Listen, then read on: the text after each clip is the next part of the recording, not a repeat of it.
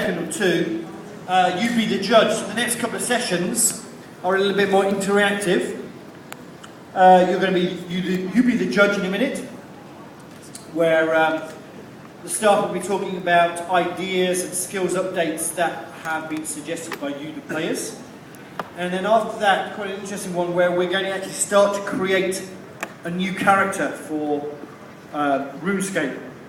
That will begin today, and that will finish off tomorrow, where again you get to judge on certain aspects of that character. So, for those people coming in, if you want to come in, grab your seats as quick as possible. Now I'm going to hand you over to Alex, who's going to host you through this update session.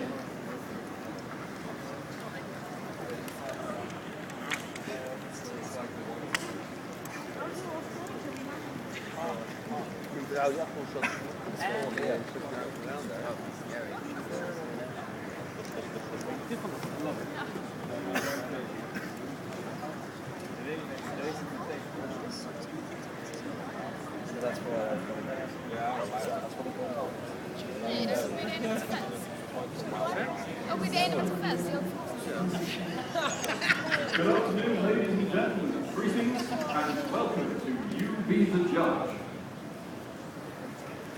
You've joined us here today to sit in judgment over your peers regarding a skill update to go into the game in summer of next year. Now, just to give you an idea, we've had, since we opened the suggestions hotline, over 1,300 suggestions from various players. Some of them slightly silly, most of them incredible. The community management team diligently went through all 1,300 of these. From those, picked out 110 that they thought would be a fitting addition to the game, and they sent them on to me. I took those, I rendered those down to a list of 20, being ever more vigilant, destructive, harsh. And then to top it all off, the cherry on the cake, I gave it to Blood Mark. I'm sorry. But he knows what's what. And he cut that 20 down to 5, a short list of 5 player suggestions that we would be happy, we would be ecstatic to see going into the game this summer. So, in order to present these to you best, in order to give you the best idea of them, in order to let you decide for yourselves which is the way to go, I have a crack team of QA specialists. Each of these has one idea to champion, and they will be presenting these to you. Let's meet the team now. There we go. Number 1, we have Maud Adam. Maud Adam was responsible for QAing Cold War, and As a First Resort, and Clan Citadels.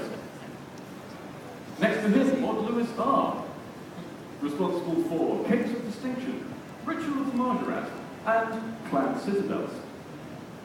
In the middle, Maud Vicky, a veteran, responsible for the Jadinko Lair, the Frenetic Sagas, and uniquely, Clockwork Syringe, rather than Clan Citadels. In fourth, Maud Slayer.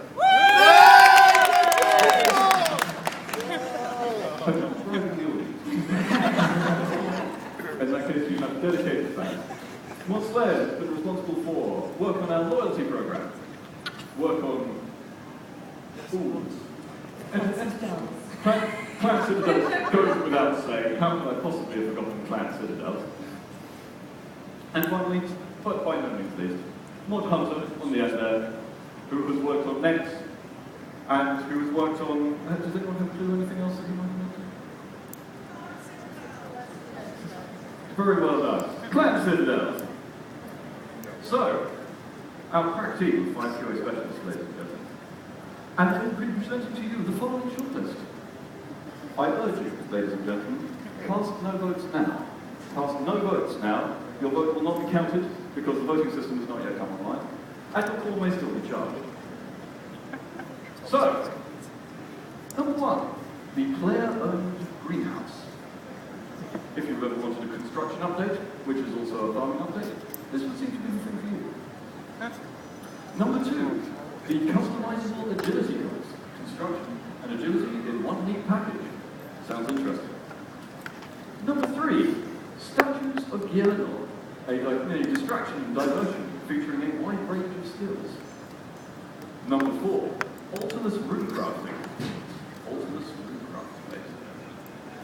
And number 5, the big game hunter distraction and diversion, which Mod Hunter has graciously agreed to put his name to.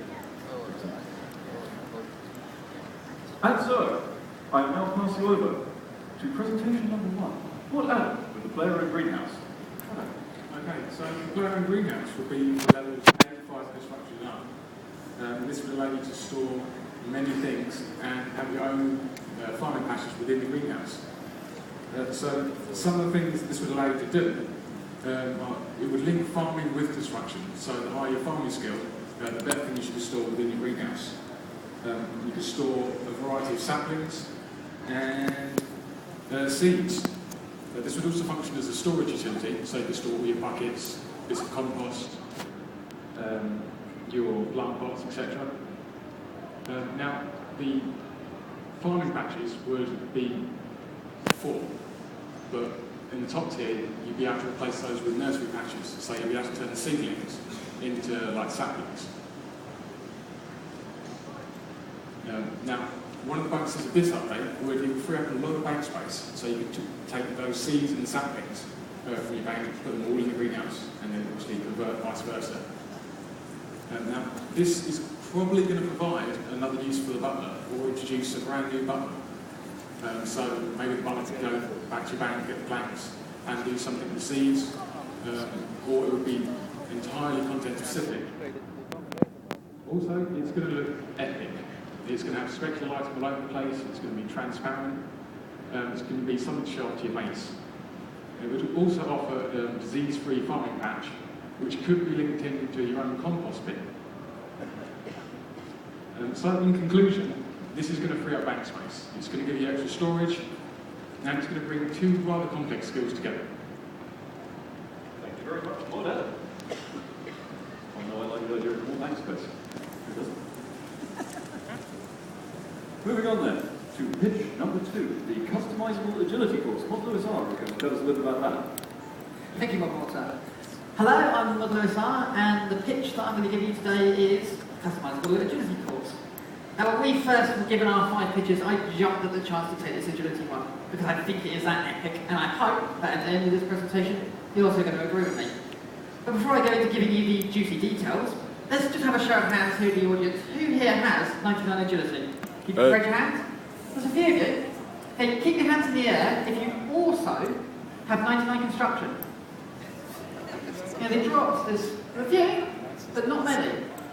Okay, thank you. For the rest of you, maybe you want that 99 agility cake, but running around the same agility course over and over, maybe it's just too tedious. Maybe you want that 99 construction cake. Do you have the money to buy the resources? Maybe you don't. This is the update for you. And for those of you that did have your hands in the air, still vote for this, because you're going to agree it's this useful. So, customising your very own agility course. Picture, if you were, an area within RuneScape. It could be a really nice area. It could have a load of trees, a stream running through the middle. There's something the opposite side of it, maybe a chest. What's in that chest? You want to get there, you want to find out. It could be a chunky experience lab, who knows? How do you get there? There's going to be some hotspot areas all across the area, and similar to construction, you're going to build an agility obstacle on each hotspot. The obstacle that you build determines the route that you can traverse from start to finish. So the idea here is to come up with the best set out of obstacles to get from start to finish as quick as possible. But it's not quite that simple. We need to have it a bit more interesting, otherwise you're just going to build a straight agility course. You're going to stick to the same one over and over. So perhaps there could be things going on in the area and you've got to react to it. Say, for example, if you were to cut a tree in the area to get wood, and you use the wood to build a wooden bridge over the river, there could be angry beavers in there, and these angry beavers could want to come over and eat the wood and take it off the bridge. So you're going to have to react to what's going on and change what you're building. So you're constantly changing and evolving your very own agility course. This is going to be geared up towards 80 to 85 agility construction, so the higher those levels, the better obstacles you can build, the quicker you're going to go over them. what reward do you get? What is in it for you? Well, if you have the skills, and you have the attention to detail to react and plan the best course possible versus time and effort, this will give you the best agility experience in-game based at 85 agility. So, if you want that agility, if you want the construction for building these courses, vote for this. It's the update for you. Thank you very much. Modulars are. Nice indeed. Number 3 then. Statues of Guillermo. This one's rather interesting. Well, please tell us more about that, Vicky.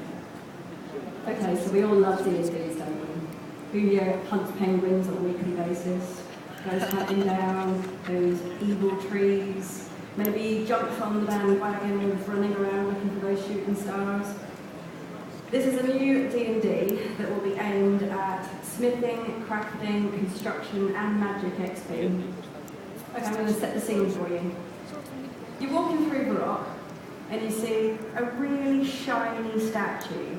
It's gold, it's gilded, and there's a little guy hammering away with fine details on the bottom. Suddenly, out of nowhere, a pack of imps appear. They raid the statue, strip it of shinies, and disappear in a puff of smoke. You can imagine the hard work he's just put into this statue is, you just find out it is there for a commemoration. The city has basically asked for this statue to be built for an event of some kind, and there's a limited time before the unveiling happens. So you go and help this poor man by hunting down the imps and finding the missing pieces of the statue in record time, get them back to him, help him build the statue, and he will reward you with a chunk of XP. So this could be basically smithing XP, crafting XP, construction XP, and finally a bit of magic for adding that finishing touch to the statue, going through the grand unveiling, and then he may give you a further reward, which would be an artisan's badge. Now we've all heard of the herald capes in the cities, haven't we? The customisable capes. Currently they're free to play only, and obviously members can get them as well. They have absolutely no stats on them whatsoever, they just look pretty. So these artisan badges, what happens if you get, for example, a mining badge and you attach it to the herald cape from Falador, and you get a lovely boost of XP while mining. So while you're down in the mining guild, something like that, you get a nice big boost, and that lasts for the entire week. So basically, this D&D would happen in all the major cities around RuneScape. We may even potentially add in some new herald capes into each areas with new logos on them. And in each area will be specific XP games that you can actually get for completing this D&D.